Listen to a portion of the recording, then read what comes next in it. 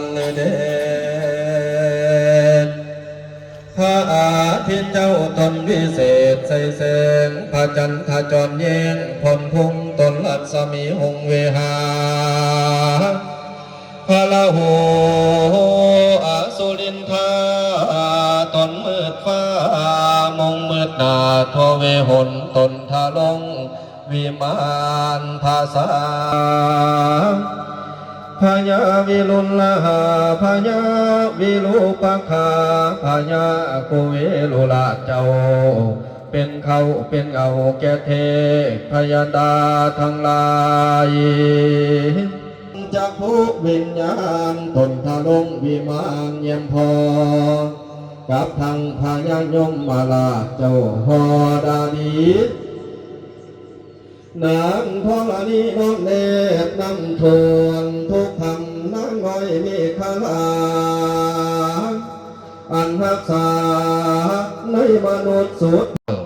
ภายนอกมีถ้วยทายกอุบาสกอุบาสิกาทั้งหลายมีนายชัยหยุดไว้เนิดลือรองประธานสภาชนเผ่าพื้นเมืองแห่งประเทศไทยนายกเทศมนตรีเทศบาลกุฎเทศพร้อมด้วยหัวหน้าส่วนราชการผู้นำชุมชนพ่อข้าประชาชนชาวอำเภอกุฎบากสุโขสุคนได้พร้อมเพียงเฮียงหน้ากันมาเพื่อว่างศิลาฤกษ์พิพิธภัณฑ์วัฒนธรรมชนเผ่าเมืองกุฎบากมีชนเผ่าลาวผู้ไทยย่อกันเลิศในมือนี้ขอแก่เทพพระเจ้าเราเทวาทั้งหลายทั้งปวงในมือโลกกระถางจักรวาลจงได้อืบเข้ามาเป็นอันหนึ่งอันเดียวกัน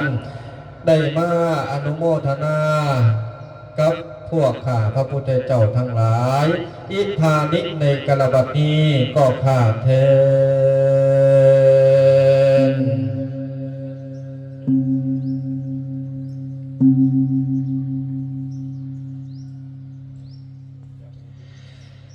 บวงสรวงสังเวยนะครับ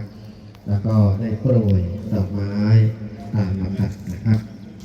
กับโยมจะเป็นเชิญครับ